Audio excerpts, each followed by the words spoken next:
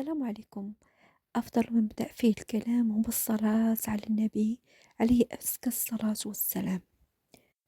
اليوم واحد القضية غريبة اللي ما كيصدقهاش العقل.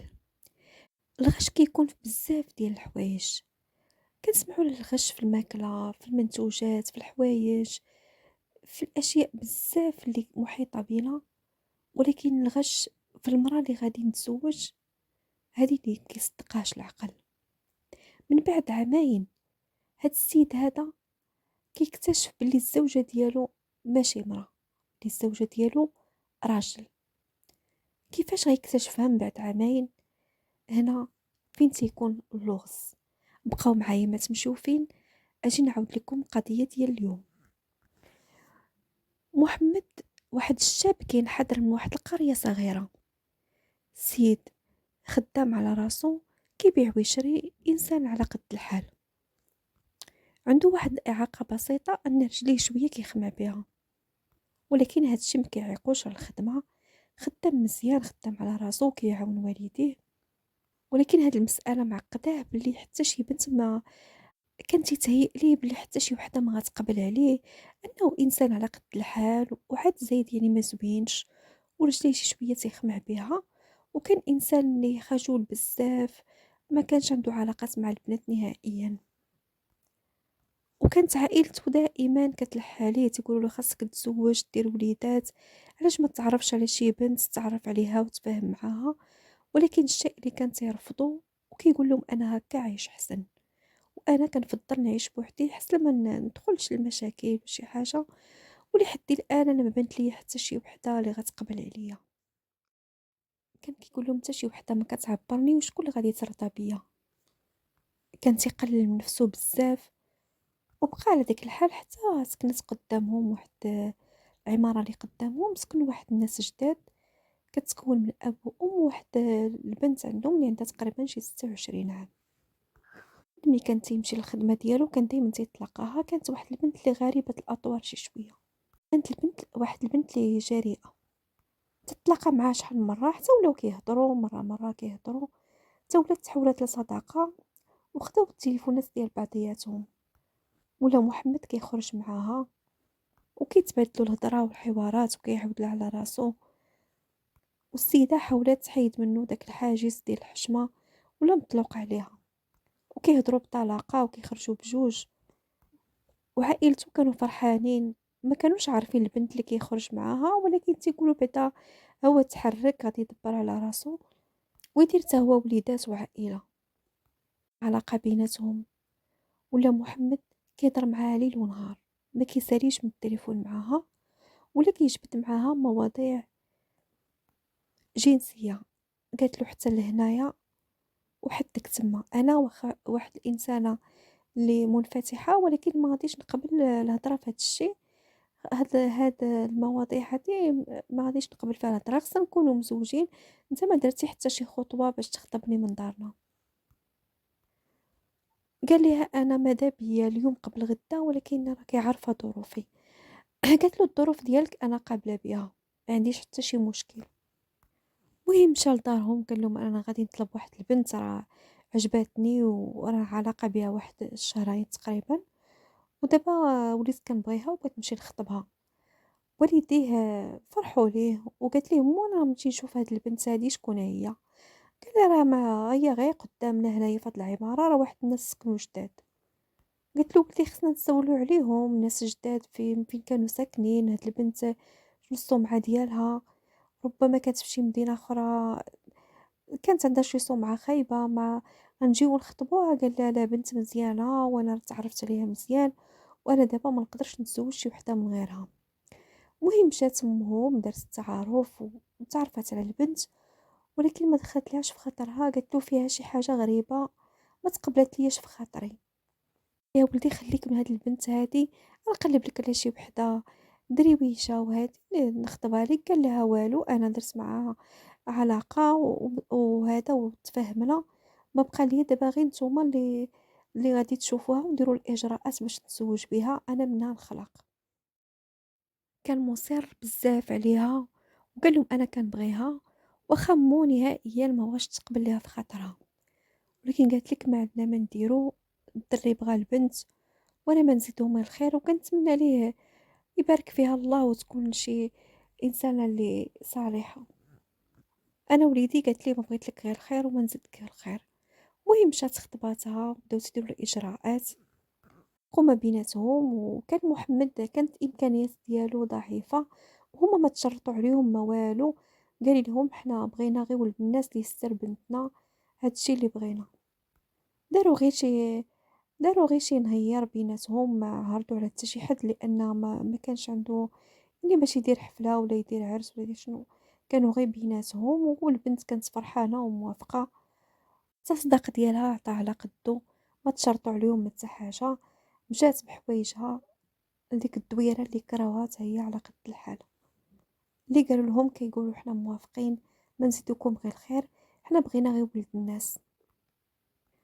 مشات مع العروسه للدار وقرروا بانهم يدوزوا شهر العسل غير في دارهم. كان عندها حتى شي مانع لانها قالت ليه انا اي بلاصه غادي نكون معاك غادي نكون سعيده.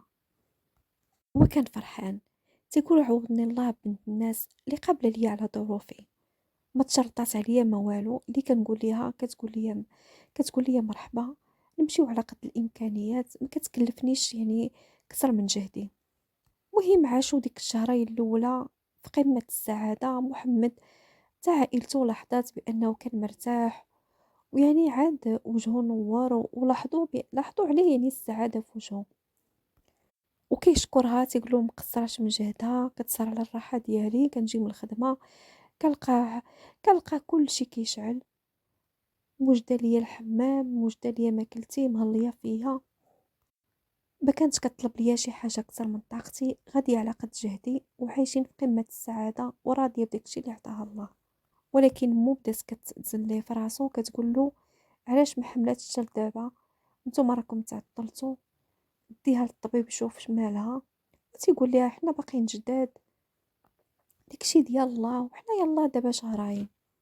مهم من تيجيو عائلة الراجل كتفرح بيهم، ما كتخلي ما كتحط، وما دائما كتجبد معاها مو الموضوع ديال الولاد. كتقول لها خالتي باقي الحال شويه يلا تزوجنا، وكتقول لها سربي وانا باغا نشوف الحفيد ديالي، وانتم راكم ماشي صغار، ولدي راه تعدى 30 وتنتيا راكي قريبه ل 30.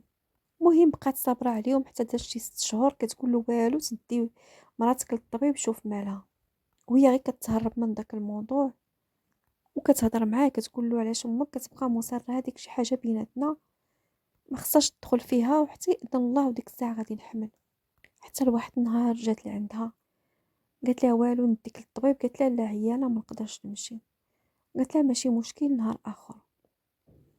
وقال لها امي ما تبقايش كتحكري عليها هكا، صافي خليها في راحتها، هي راه غادي تمشي للطبيب ولكن تمشي مع امها هي، علاش انت باغيه تحرجيها وباغا تديها.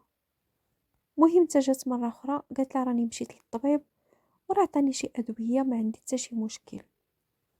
قالت لي علاش ما مشيتيش لداك الطبيب اللي قلت لك. وقالت لي عطيني سميت الطبيب، وهذه حسات بها غير كتكذب لان ما عطاتها لا سميت الطبيب لا فين كاين لا حتى شي حاجه. المهم دازت واحد الوقيته تقريبا شي شهور من مورا باش قالت لها راه مشيت للطبيب، ولكن مو كانت حاطاها في راسها، عرفتها بلي مخبيه شي حاجه. قالت هذه غادي تخلي ولدي بلا ولاد، شي حاجه في راسها، عارفه شي حاجه، ياك ما قال لها الطبيب ما كتولدش، شي حاجه في راسها. مهم بغات دير ليها واحد البياج، مشات عندها زارتها ومبقاش كتذكر لها داك الموضوع حتى بدا كيتنسى. قالت لها تخرجي معايا، بغيت نمشي نزور واحد الناس في العائله ويلاه معايا. المهم خدات الاذن من راجلها، صافي قال لها سيري مع الوالده.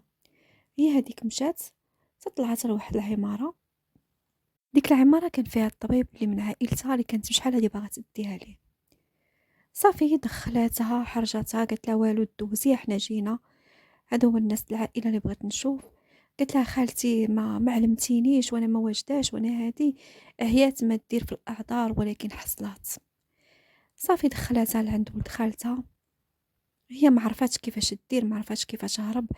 صافي حصلات تدخلات فحصها الطبيب ويخرج عندها وجهه زرق.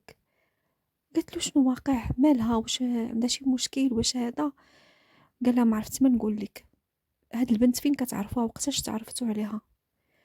قالت له: "ودي راه ولدي عرفها في واحد المدة قصيرة وحنا ما كنعرفوش زعما ما كنعرفوهاش يلاه سكنوا جدادين في الحومة." قال لها: "هادي راه ماشي مرا، هذا راه كان راجل ودار عملية تحويل." موت صدمات ما عرفات ما تقول. البنت صافي عرفات راسها حصلات، حتى هي بقات مصدومة ما عرفات ما تقول. خلات حماتها مصدومة وجالسة عند الطبيب، لأن الخبر نزل عليها بحال الصاعقة. ما عمرها ما كانت كتظن بأن البنت اللي تزوجها ولدها كانت راجل. هزات هي ساكا ومشات في حالاتها، صافي ما عندها ما تقول.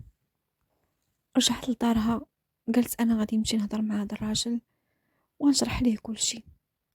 ما يمكنش نجيو نتفرقوا بهذه الطريقة لأنني بغيته بزاف. المهم حماتها منين فاقت من الصدمة واستوعبت الأمر عيطات لولدها وجابته لعند الطبيب وقالت ليه شنو كاين. حتى هو تصدم، قال لها: "ما يمكنش، أنا دابا عام باش مزوج بيه عمري ما لاحظت عليها شي حاجة." قال له: "هاد العمليات راه كاينين وكيصدقوا لأنهم كيديروا لهم هرمونات وبزاف د المسائل." المهم مشى ولدها دخل الدار، كانت هي مستعدة تشرح ليه لأنه عرفات مو ما غاديش تخليه، غادي تقول ليه كل شيء. قالت له: "جلسة ولد الناس، اسمعني، أنا عارفة بأن أنت ما غاديش تقدر تكمل معايا بعد هاد الخبر اللي سمعتيه من أمك، ولكن أنا غنشرح لك شنو كاين. أنا ملي كنت صغيرة وأنا كنحس براسي بنت، ديت بواحد العيب خلقي اللي كيديوني للطبيب تيقولك بأنني أنا ماشي ولد، بأنني أنا خنثى ما بين ولد وما بين بنت، وأنا كنت كنحس براسي بنت، وهاد العمليات مكانوش كيداروا هنا، وهاد الأمر هذا عقدني في صغري بزاف. كيلبسوني اللباس ديال الولد وأنا كنحس براسي بنت. كنت منعزلة مع أصدقاء ديالي وكان والديا كيخافوا عليا. المهم هاد الأمر بقى تيكبر فيا وأنا كنتعقد، حتى قررت واحد النهار قلت له: "بلا ما درتوش ليا العملية غادي ننتحر." والديا مساكن بقاو كيتسلفوا من هنا ومن هنا، داني الوالد لبرا وصافي دار ليا العملية وتحولت بنت. بقاو كيقادوا لي الهرمونات حتى وليت بنت كاملة الأنوثة، ولكن الرحم ما عنديش.